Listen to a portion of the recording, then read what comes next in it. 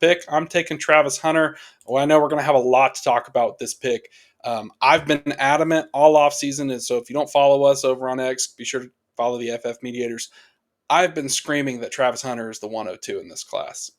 Chris already mentioned that his approach is typically draft the wide receiver, and I would agree with that.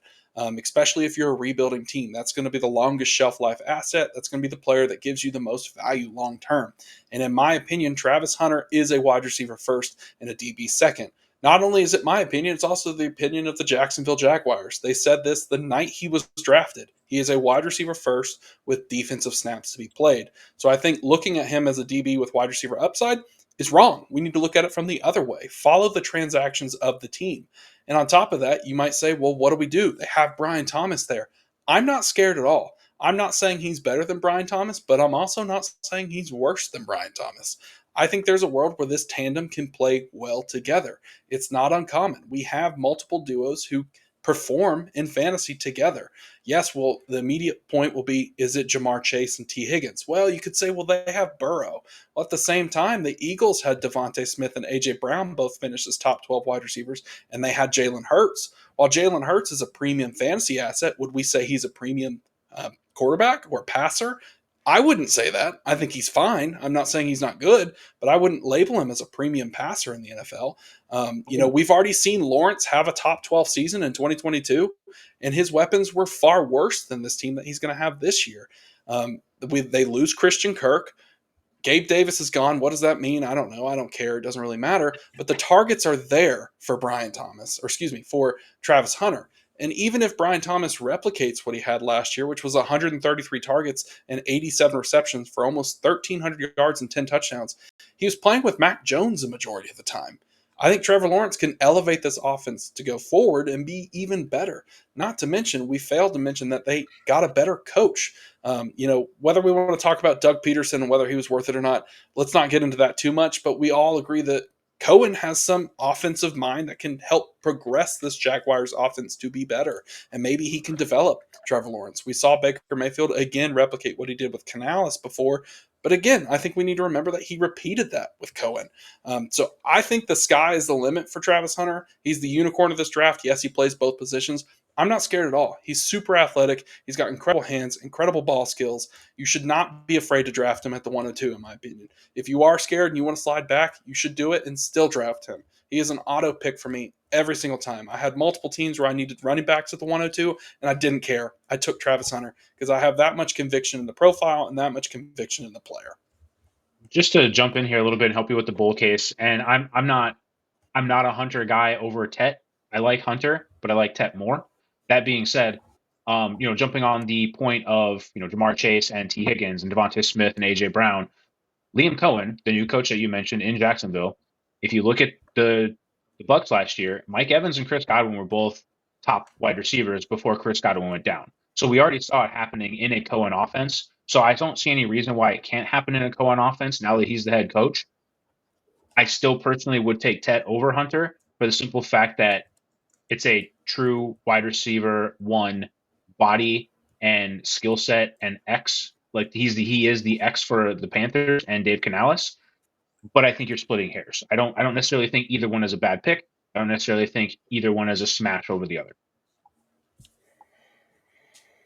Coach? Oh man.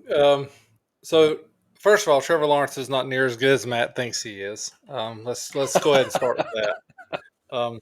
He's okay. I really mean that. He's an okay quarterback. Never going to be the guy we all hoped he would be initially. That being said, I'm curious, Matt, do you think Trevor Lawrence has always been a guy that uses his tight end a lot. Is that because Ingram was really good?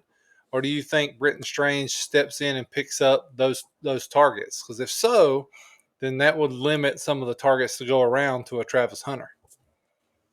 I mean, would it limit it if we already saw the tight end position in Jacksonville getting those targets? I mean, obviously Ingram is gone. He's now a Denver Bronco. So Strange steps into that role where there's an immediate need, and I think he could still get 100 targets, but that's not going to matter. I mean, Trevor Lawrence in 2023, when he played 16 games, threw the ball 564 times. He threw it 584 times the year before that. He threw it 602 times the year before that. So there's plenty of opportunities to go around among these players. And when you really step back and think about it, outside of Strange, outside of Travis Hunter and Brian Thomas, can you guys name another pass catcher that is not a running back? That's Jaden what Reed. I thought. Okay, well, there you go. I Now- think that there's just a lot of opportunity to be taken advantage of by Travis Hunter. And again, I'm following the transactions of the team. They said he's going to be a wide receiver. He started at wide receiver. Yes, he's going to play defensive snaps, but the primary position is wide receiver. The money to be made for him in the future of the NFL, there's more money at wide receiver than there is DB. So everything tells me that he's going to be a wide receiver. Yes, Strange will get the opportunity, Coach, because you mentioned it. If I'm going to say follow the team's voice, they did mention this front office loves Brenton Strange, but I'm not going to let a tight end, who's stepping into his first real role, going to scare me from Travis Hunter. Well, I do think sometimes quarterbacks, they have certain positions that they like to target. Like for whatever reason, Josh Allen never uses his tight ends. Like Dalton Kincaid got a lot of hype. Matt, me and you were both very vocal on that Josh Allen never throws the ball to his tight ends. Trevor Lawrence seems to be a guy that loves to target his tight ends. And if he continues to do that, then that could steal some shine from Travis Hunter. That being said, the defensive thing has to concern a little bit. Like I personally think Travis Hunter here is I would do this too. Like I really would. But if he's playing a lot of reps on defense, that's going to be some snaps he's taking off of offense, which could, minimize his opportunities somewhat. Yeah. I also just want to jump in there on the Trevor Lawrence. We're tying these wide receivers to Trevor Lawrence because he did get a bag last offseason, but you have a new coach. I think he has a new GM as well in Jacksonville. Trevor Lawrence has regressed every year. I think off the top of my head, I think he's regressed almost every year, including last year. He was not good in the games he played. There is a world where they move on from him if they have a top draft pick next year.